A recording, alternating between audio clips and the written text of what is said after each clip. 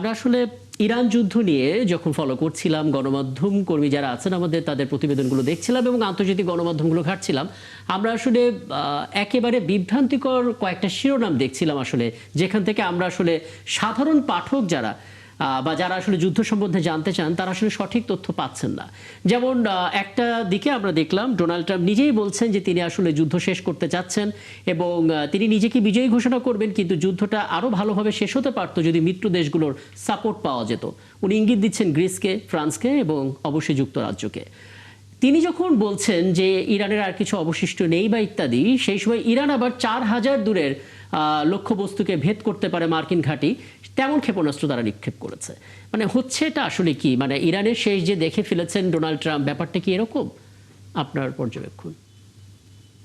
ধন্যবাদ আপনাকে এবং ঈদের শুভেচ্ছা আপনার মাধ্যমে দর্শকদের যারা শুনছেন।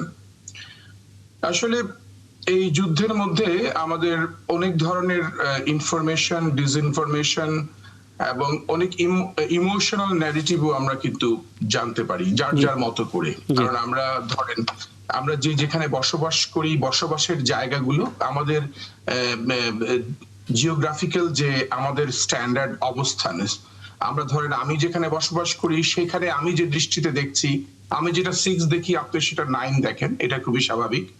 অতএব এখানে তো কিছুটা হবেই যে আমরা অনেকেই, স্পেশালি সোশ্যাল মিডিয়াতে এখন দেখা যাচ্ছে যে ইরানকে হারিয়ে ফেলা হচ্ছে একদম, আবার কখনো বোঝা যাচ্ছে যে এই যুদ্ধে আমেরিকার বিজয় হচ্ছে, আবার বোঝানো যাচ্ছে যে এই যুদ্ধে আলটিমেটলি আমেরিকাই পরাজয় বরণ করছে।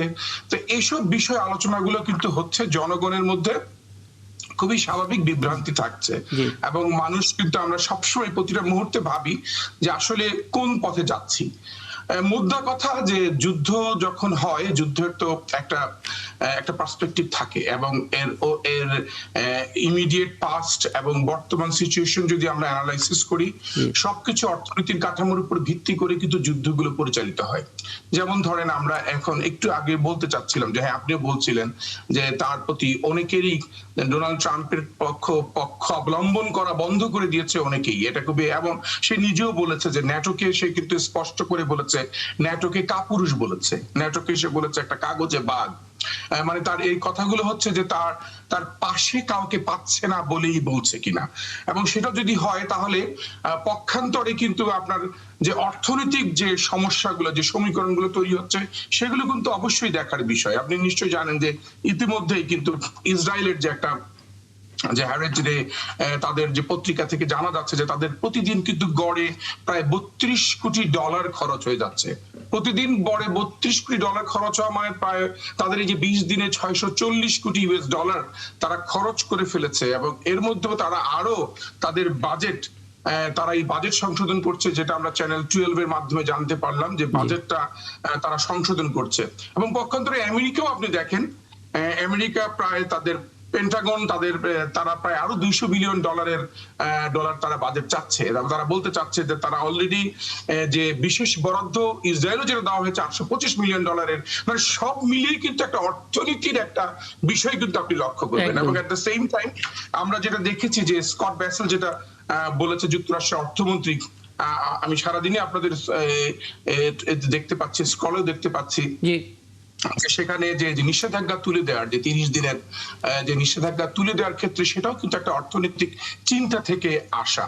সবচেয়ে বড় জিনিস হচ্ছে আপনি দেখেন যে আমেরিকা 1960 সালের বা ভিয়েতনামের যুদ্ধের সময় যে আওয়াজগুলো তারা দিয়েছিল, যে তারা তাদের সাফল্যের যে গল্পগুলো বলেছিল, পরে কিন্তু মিথ্যায় প্রমাণিত হয়েছিল। এবং এই পরিস্থিতিতে আমরা যেমন ধরেন আমাদের ঈদ উৎসব আমরা উদযাপন করছি খুব শান্তিতে বাংলাদেশে, তাই না?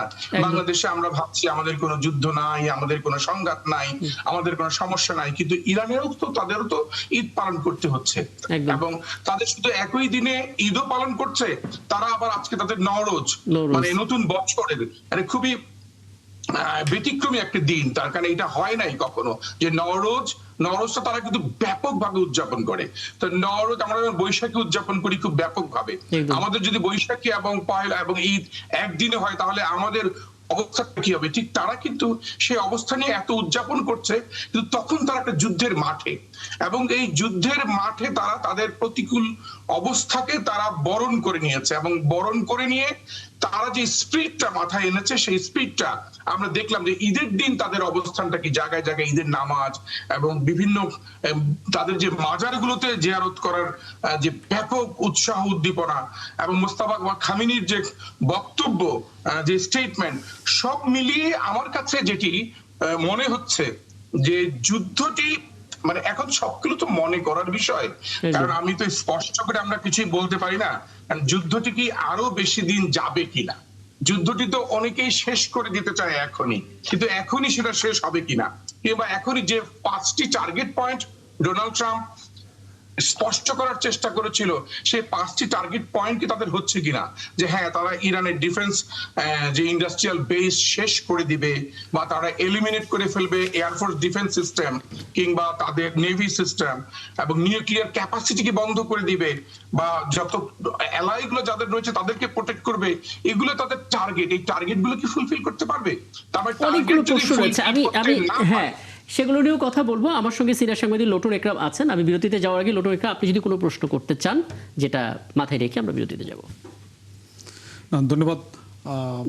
আজকে আমরা যে বিষয়টা মানে গণমাধ্যমের মাধ্যমে জানতে পারলাম যে আপনার ইরান যে অভিযোগ করছেন তাদের পারমাণবিক কেন্দ্রে আপনার তারা লক্ষ্যবস্তুতে পরিণত করেছে, সেই জায়গাটায় এই যে পারমাণবিক মানে পাশাপাশি আপনার জাতিসংঘের পারমাণবিক বিভাগের প্রধানও কিন্তু আপনার যে মানে আহ্বান জানিয়েছেন যে কোনোভাবে যাতে পারমাণবিক কেন্দ্রে হামলা চালিয়ে যাতে মানে মানব বিপর্যয় যাতে থেকে বিরত থাকার আহ্বান জানিয়েছে। এই বিষয়টা আসলে এই মানে এই যে লক্ষ্যবস্তু নির্ধারণ করা, তারপরে জাতিসংঘের আহ্বান, এটা কি মানে এর মধ্যে সীমাবদ্ধ থাকবে নাকি মানে সামনে আরো মানে ভয়াবহ কোনো পরিণতি করতে পারে?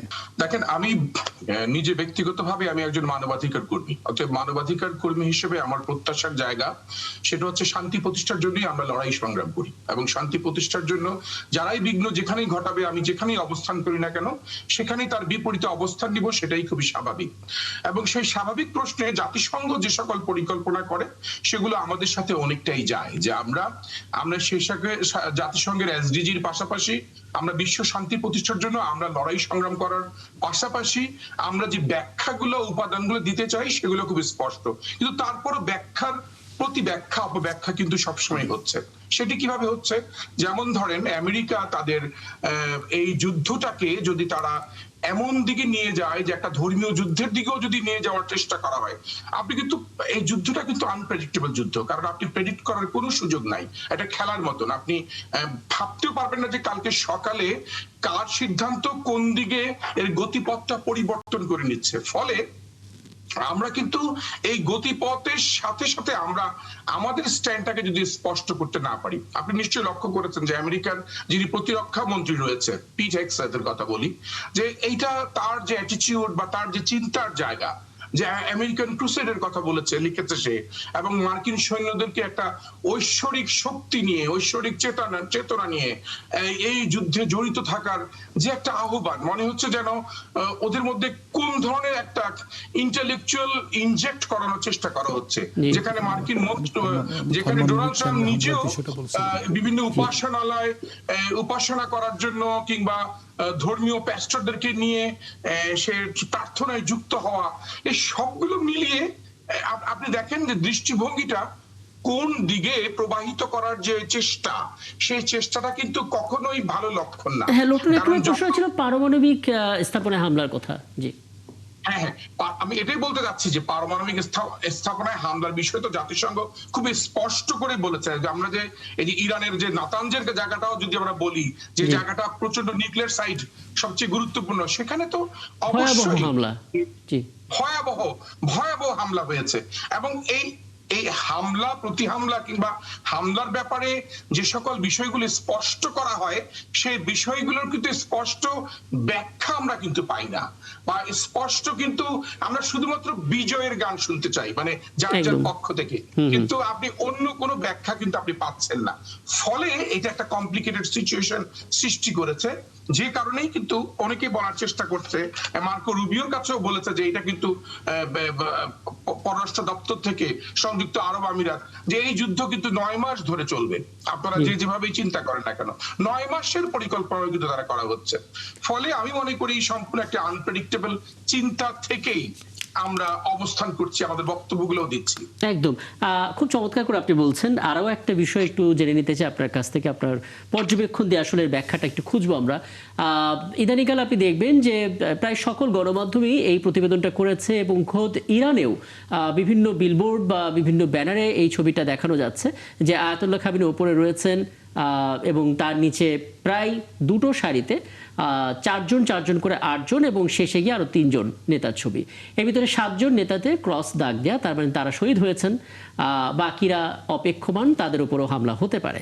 সেখান থেকে অনেকে প্রশ্নটা করতে যাচ্ছেন যে ইরান তো জানতোই যে এ সমস্ত নেতারা টার্গেটেড হবেন, সেই হিসেবে যুদ্ধ যেন না বাড়ে সে কারণেই আসলে তারা আত্মাহুতি দিল কিনা, অর্থাৎ তারা তাদের জায়গা থেকে না গিয়ে সমস্ত ঝুঁকি নিয়ে তারা আসলে প্রাণটা দিলেন কিনা। যদি সেটাই হয় তাহলে বাকি যারা আছেন তারাও তো নিরাপত্তাহীনতায় ভুগবেন এবং এরকম একটা সরলীকরণও হয়ে যেতে পারে যে তাদেরকে হত্যা করার মধ্য দিয়ে ইরান যুদ্ধে ইতি টানতে পারে ইসরায়েল যুক্তরাষ্ট্র। ধন্যবাদ আপনাকে। আসলে ইরানের পলিটিক্যাল স্ট্রাকচারটাকে আপনাকে বুঝতে হবে, যে পলিটিক্যাল স্ট্রাকচার দ্য লিডারশিপ, যে হায়ারার্কিক্যাল অর্ডার, যেখানে সর্বোচ্চ নীতি নির্ধারণী নেতৃত্ব বাছাই করার যে প্রক্রিয়া তাদের, এবং সুপ্রিম জুডিশিয়াল কাউন্সিল থেকে শুরু করে যে সকল লেয়ারে লেয়ারে তাদের কাজগুলো হয়, এবং এই সিয়া মতবাদী আদর্শের এবং ওদের যে ডাইনামিক্স, পলিটিক্যাল লিডারশিপ ডাইনামিক্স, এখানে কিন্তু আপনার কার মৃত্যু হলো বা কে চলে গেল তার পরিবর্তে তার পরবর্তী অবস্থানটা আবার নির্ধারণ হয়ে থাকে। 7 জনের ব্যাপারে যদি ক্রস চিহ্ন থাকে, সেই 7 জনের জন্য আবার তার জায়গা কিন্তু পূরণ হয়ে যাচ্ছে, এমন না যে তার জায়গা পূরণ হচ্ছে না। তাদের নেতৃত্বের জায়গায় কিন্তু শূন্যতার জায়গাটা খুব কম, কারণ কেউ এককভাবে তো চাপিয়ে দিচ্ছে না। যদি ধরেন আমি আমার দলটাকে চালাই যদি আমার একক নেতৃত্বে বা আমি আমার একক ক্যাপাসিটি দিয়ে, তাহলে আমাকে যদি মেনে ফেলেন আপনি, তাহলে আমার একক ক্যাপাসিটি বন্ধ হওয়ার সাথে সাথে আমার সকল নেতৃত্ব বন্ধ হয়ে যাচ্ছে। কিন্তু ওইটা তো না, ওটা তো ওদের সিস্টেমটা তো ভিন্ন। সেখানে তো আপনি একজনকে মেরে ফেললেন বলেই সব বন্ধ হয়ে যাবে। যে ভুলটা আমেরিকা করেছিল, আমেরিকা ভেবেছিল যে খামেনিকে যদি হত্যা করা হয়, তাহলে হত্যা করার পরে ইরানের মধ্যে যে অবস্থান সৃষ্টি হয়েছিল, ইরানের জনগণ যে বিক্ষোভে ফেটে পড়েছিল, তখন তাদের নিজস্ব অন্তর্দ্বন্দ্বের কারণে, রাজনৈতিক দ্বন্দ্বের কারণে, তাদের বিভিন্ন চাহিদা, তাদের মৌলিক অধিকারগুলো যখন নিশ্চিত হচ্ছিল না, তখন আমেরিকা ভেবেছিল যে এই লোকগুলো বুঝি আবার মাঠে চলে আসবে। এখানে ডোনাল্ড ট্রাম্প এবং নেতানিয়াহুর দুটো স্টেটমেন্ট আমার হাতে আছে। একেবারে সংক্ষেপে যদি একেবারে শেষ পর্যায়ে, যেহেতু আমরা ডোনাল্ড ট্রাম্প বলছেন যে ইরানের যারা এখন দায়িত্ব নিচ্ছেন তারা ততটা অভিজ্ঞ না যতটা পূর্বে ছিল, কাজে সেই জায়গা থেকে তারা দুর্বল হয়ে গেছে। আর নেতানিয়াহুর বক্তব্যটা ছিল যে তাদের শাসন ব্যবস্থার কাঠামোগত পরিবর্তন করার ক্ষমতা বাইরের কোনো দেশের নেই, এটা তাদের খোদ জনগণকেই করতে হবে আন্দোলনের মাধ্যমে। আমরা আমাদের 4টা টার্গেট পূরণ করে ফেলেছি। তাদের এই বক্তব্যের সাথে কি আপনি একমত কিনা?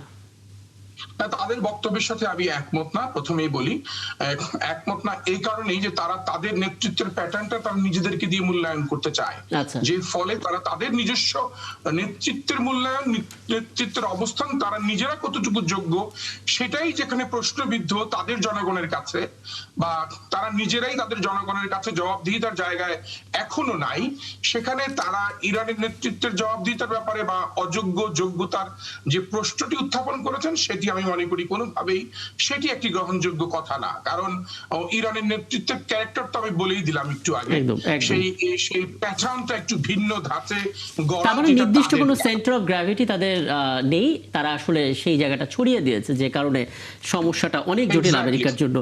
অনেক ধন্যবাদ আপনাকে। আমি লটু একটা আপনার 1 মিনিটে যদি একটা ছোট্ট মন্তব্য নেই ইরান যুদ্ধ নিয়ে। জি, আসলে এটা একটু আগে আমাদের আলোচক ভাই যেটা বলছেন যে এটা আনপ্রেডিক্টেবল, এটা আসলে শেষ পর্যন্ত কোথায় গিয়ে দাঁড়াবে মানে এটা বলাটা আসলে খুব ডিফিকাল্ট। আমাদের যে আন্তর্জাতিক রাজনৈতিক বিশ্লেষক বা আমাদের যারা মানে এটা ফলো করছেন, কেউ কিন্তু একটা কনক্লুশন টানতে পারছেন না যে যুদ্ধটা 9 মাস যাবে নাকি 3 মাস যাবে নাকি কয় মাস চালাবে, আরো বাড়বে।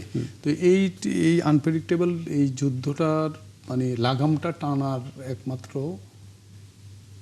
রশিটা হলো ডোনাল্ড ট্রাম্পের হাতে। তো আশা করি মানে চতুর্মুখী যে মানে অর্থনৈতিক, উনি একটু আগে যেটা বলেন যে অর্থনৈতিক সংকট, তারপরে এদিকে নানান যে বৈশ্বিক যে রাজনৈতিক প্রভাব চাপ সব কিছু মিলে ডোনাল্ড ট্রাম্প হয়তো বা মানে তার বিবেচনা বোধের উপর নির্ভর করবে হয়তো এই যুদ্ধের ভবিষ্যৎ। আমরা সেই পর্যন্ত হয়তো অপেক্ষা করতে হবে। অনেক ধন্যবাদ আপনাকে সময়টা দেওয়ার জন্য, এবং নয়ন বাঙালি আপনাকেও ধন্যবাদ।